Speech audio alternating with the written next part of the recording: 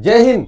आप देख रहे हैं प्रचंड भारत। एसआईआर चल रहा है देश भर में, हर गांव में। ये देखिए, मैं अगर दिखाऊं घूम करके तो ये जो सरकारी विद्यालय हैं, हर गांव हर मोहल्ले में, ये देश भर के हर राज्य में ये कार्यक्रम चल रहा है। ये एसआईआर का यानी स्पेशल इंटेंसिव रिवीजन जो चल रहा है, जो मतदाता पुनरीक्षण का जो कार्यक्रम चल रहा है कि देश में असली मतदाता कौन है और क्या रोहिंग्या तो नहीं है, बांग्लादेशी तो नहीं है, या कहीं और का तो नहीं है।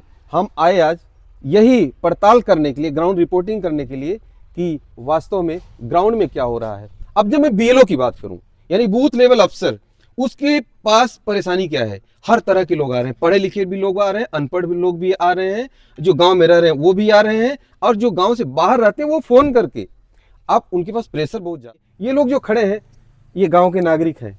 भैया हरिशंकर शुक्ला भैया, कैसा लग रहा है बताइए, ये क्या जो सरकार ये चला रही है कार्यक्रम?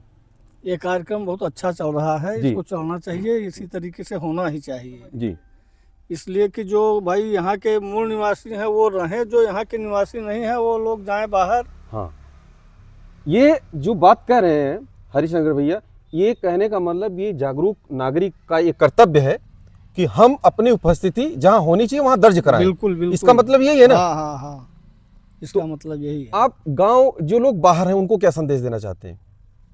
वो आए? नहीं नहीं, जो बाहर हैं वो जैसे हमारे देश के हैं, हमारे गांव नहीं के हैं बाहर। नहीं, हाँ, जो लोग परदेसी हैं, हाँ, यहाँ जो परदेसी गांव आए के हैं, लोग कहीं नौकरी कर रहे हैं, गांव के लोग, हाँ परदेसी हैं, तो अगर उनकी आवश्यकता है तो उनको आना ही पड़ेगा, अपना ये आना कार्य पड़ेगा। कराने। ये घर वालों को हाँ, बताएं, बिल्कुल बिल्कुल, उनके घर वाले आए, हाँ उनके घर वाले आए। यानी कहीं ना कहीं से ये कोटा, ये कॉलम, ये पूरा होना चाहिए। क्योंकि मेरा वीडियो देखेंगे आप सभी, अपनी नानी का, अपने नाना का, अपनी दादी का, अपने बुबा का, ये सब नाम याद करके आना, ठीक है? और आते हैं तो थोड़ा सा अब आधार कार्ड लेकर के आना। आधार कार्ड नहीं लाते हैं तो क्या लाइएगा भैया? नंबर, हाँ आधार नंबर। हाँ, 2003 का, हाँ आधार नंबर लेकर आए। और एक चीज़ और है कि 2003 की लिस्ट जो बाहर की बहुएं हैं, हाँ, उनके मैके का भी लग रहा है। अच्छा। 2003 की लिस्ट का फोटो, हाँ क्रम संख्या, भाग संख्या और कुछ डालते हैं, वो जरूरी है। हाँ। कि ये है रामविलास कुशवाहा जी। भैया रामविलास, ये जो कार्यक्रम चल रहा है एसआईआर, जी, इससे क्या फायदा नुकसान दिख रहा है आपको? होना चाहिए नहीं होना चाहिए? होना चाहिए। फायदा ये होगा हाँ। कि जो जहाँ भी है वहाँ से चला जाएगा, हाँ। और जिनको जाना होगा चले जाएंगे, यानी आपकी वोट एक जगह हो जाएगी। हो जाएगी। अभी तक इधर उधर चल रहा था, अब ये काम जो है होना जरूरी था। बहुत जरूरी। प्रश्न करिए तब।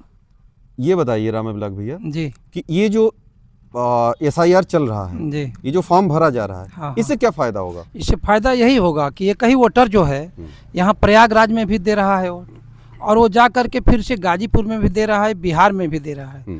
तो चूंकि वो वोटर जो है एक ही जगह दे, चाहे प्रयागराज में दे चाहे बिहार में दे, फायदा यही होगा। यही होगा ना? हाँ, यही आप होगा। कहने का मतलब ये कि आप एक आदमी अनेक जगह वोट नहीं दे सकता। नहीं, एक ही जगह वोट देना है। हाँ। ये वोटर एक जगह रहेंगे और फायदा भी एक ही जगह से। हाँ। अब होता इसी ये था कि एक ही आदमी सरकारी योजनाओं का कई जगह लाभ लेता था, और वास्तव में जिसको लाभ मिलना चाहिए उसको लाभ नहीं मिल पाता था। तो ये सही है गलत है? नहीं, ये गलत है। गलत है ना? बिल्कुल गलत है। सरकारी लाभ हर आदमी को, सरकारी लाभ हर आदमी को मिले और भाई। एक को एक ही- 4 बार मिल रहा है, 4 जगह से मिल रहा है, एक को कहीं नहीं मिल रहा है, हाँ तो वो बचेगा ना 3 जगह का उसका। बिल्कुल।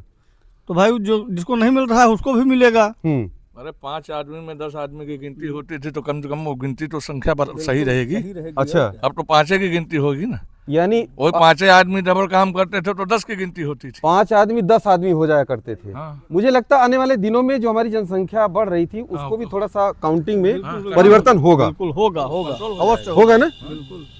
तो ये था। आराम से होगा। और बताइए, जो अब देश में कहते हैं कि जो विदेशी लोग रोहिंग्या या बांग्लादेशी बसे हुए हैं, उनके बारे में क्या? अरे भाई वो अपने अपने देश में जाए, अपने अपने गांव में जाए, जहां उनका निवास था वहां जाए भाई। यहाँ उनके लिए कोई जगह नहीं है। यहाँ पर आकर के ये सब अराजकता तो हैं। हाँ। यहाँ पर के आकर के यहाँ पर क्या करते हैं, बमबाजी करते हैं, चोरी करते हैं, छिनौती करते हैं। हाँ।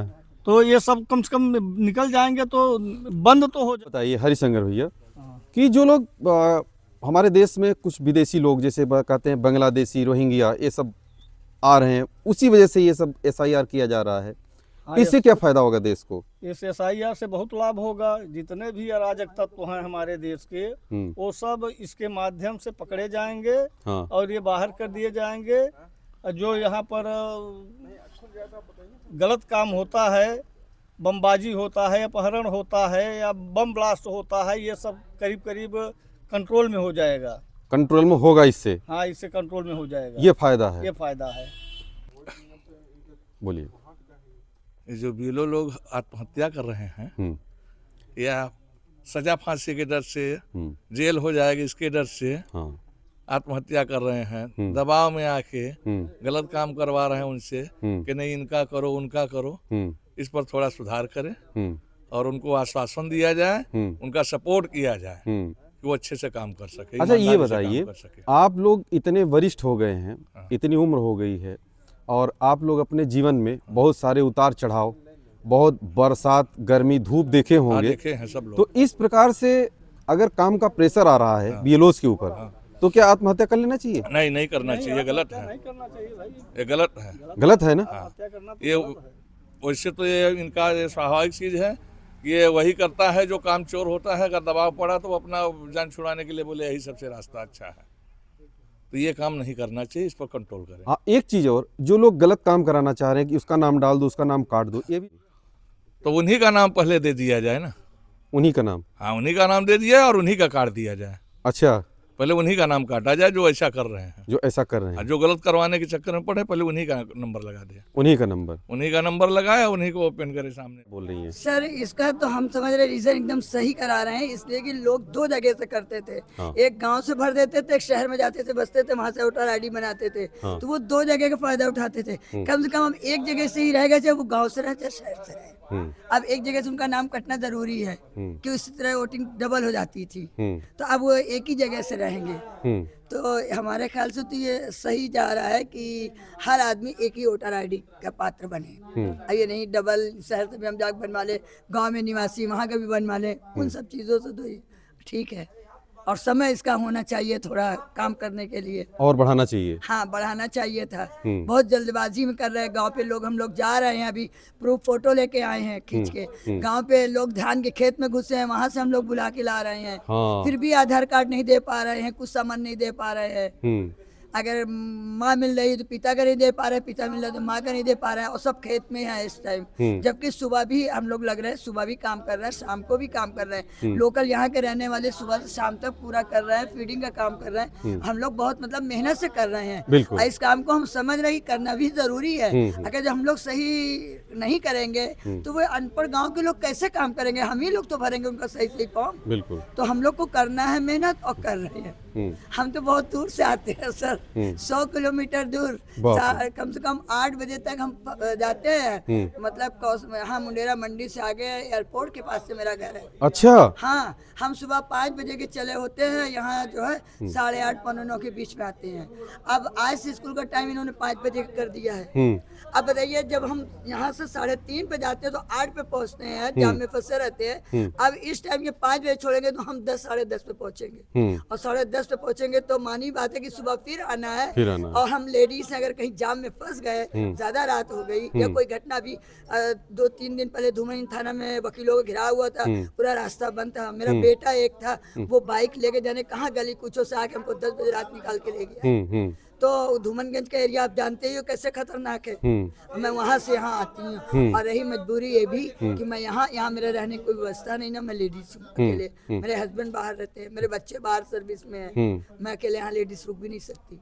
नहीं, आपने बिल्कुल सही कहा, आपने बिल्कुल सही पॉइंट रेज किया कि आप जिस जहाँ जाती हैं, यानी शहर के इस पार से बदलते हैं। एक मेरी आर्टिका गाड़ी यहाँ लगी हुई है। हाँ। नैनी पुल से स्कूल तक की गाड़ी लगवाई मैंने। हाँ। फिर इसके बाद मैं रामबाग जाती हूँ टैक्सी पकड़ के, फिर रामबाग से उतर के मुंडेरा के, फिर बदल के फिर बमरौली साइड जाती हूँ। 3 साधन वो भरते भरते ले जाते टाइम जाम में फंसी रहती, तो देखिए घंटा बीत जाता है हाई कोर्ट से और सुलेमसराय तक। और परसों तो अभी वकीलों ने चक्का जाम कर लिया, तो रास्ता ही नहीं मिला हमको। बिल्कुल। तो हम लेडीज हैं, कोई घटना घट जाती तो कौन जिम्मेदार हो? नहीं, आप तो जाम में फंसती हैं, क्योंकि शहर के इस पार से उस पार जाना है। बस मेरे घर के बगल से मुश्किल से आधा किलोमीटर कौशाम्बी डिस्ट्रिक्ट है। बिल्कुल बिल्कुल। और मेरी एज भी है 61 साल। बाप रे। अब मैं 61 साल पे हूँ, 2 दिसंबर को मेरा 61 साल हो जाएगा। अच्छा। और 27 में मेरा रिटायरमेंट हो जाएगा। 1 साल की नौकरी है 1 साल की नौकरी जी। अब सुबह 5 बजे की मैं निकली हूँ। आप जानते हो 60 साल पे वैसे भी लोगों को गाठी की प्रॉब्लम आती है। मैं सारा दिन बैठे बैठे गाठी पैर लटका 3-3 4-4 सवारियों में परेशान होते हैं। खैर वो मेरी अपनी प्रॉब्लम है, लेकिन मैं इनके साथ अभी मैं फोटो लाई हूँ। मैं पूरी फील्ड में अपने हेडमास्टर के साथ फील्ड में मैं सर्वे करके आई हूँ जी। अब मेरे पास फोटो भी रिसीव, हम फोटो भी दे सकते हैं। तो मैम सीनियर बीएलओ हैं आप? नहीं, हम बेलो नहीं है, हाँ। असिस्टेंट टीचर है। अच्छा। और ना मेरी सहायता में ड्यूटी है, ना तो मेरी बेलो है, लेकिन फिर भी मैं इनकी सहायता कर रही हूँ जी। मैं स्कूल में 3 बजे तक बच्चे देखती हूँ। स्कूल के अंदर जो फॉर्म आते हैं मैं उस फॉर्म को डील करती हूँ। ये लोग फील्ड में जाते हैं, लेकिन आज मैं खुद फील्ड पे निकली हूँ क्योंकि आज समय शाम का जब रखा गया और कंडीशन ये लोग क्या कर रहे हैं, मैं खुद गई हूँ। यानी आप मदद कर रही हैं अपने जी, अपने टीचर्स की, अपने बीएलओस की, जो कर्मचारी हैं जी। मैं गई इतनी दूर तक। आज मैं आप तस्वीर मुझसे ले लीजिए। मैं पूरे जाने कितने गांव में 12 बजे से घूम रही हूँ हेडमास्टर के साथ। फॉर्म दे रही हूँ, कुछ लोग दे रहे हैं तो वहीं से मैं भर भी रही हूँ। कुछ लोगों का नहीं कुछ मिल रहा है, स्कूल बुलाया है कि आप स्कूल पर आइए। हम लोग बुला के ला रहे हैं। फॉर्म दे के आए थे, उस फॉर्म को रिसीव किया, नहीं भर पाए, खड़े होकर वहीं फॉर्म भी भरा। जितना हेल्प हो सकता है हम कर रहे हैं। बेलो ना होते हुए भी हमारा स्टाफ है, इसलिए स्टाफ का सहयोग कर रहे हैं। एक चीज़ और बताइए मैम कि जो लोग गांव के हैं और शहर में बस गए जी, और वो नहीं, यहाँ उनको दिक्कत होती है वोट देने में। हाँ। वो चाहते हैं हम अपने तो एक ही तरफ या तो वो यहाँ भरेंगे या तो यहाँ से वो कटा लेंगे, अपना शहर में एंट्री कर ले। ये कटाने की क्या प्रक्रिया है उनकी? ये कटाने के सर लोग डिलीट कर रहे हैं कि जो एक जगह से, वैसे भी 2 जगह का मान तो होगा नहीं। हाँ। एक न एक जगह रिजेक्ट होना ही, तो एक जगह का ही उनको मान है। अगर वो गांव से, खेती से संबंधित गांव में रहना चाह रहा है, टेम्परेरी क्वार्टर लिए, तो उनको अपने गांव से होना चाहिए। अगर उन्होंने निजी मकान बनवा लिया तो वो अपने पढ़ाई लिखाई बच्चों के भविष्य देखते हुए वो शहर के हो जाए। रहना है तो वहीं का करें।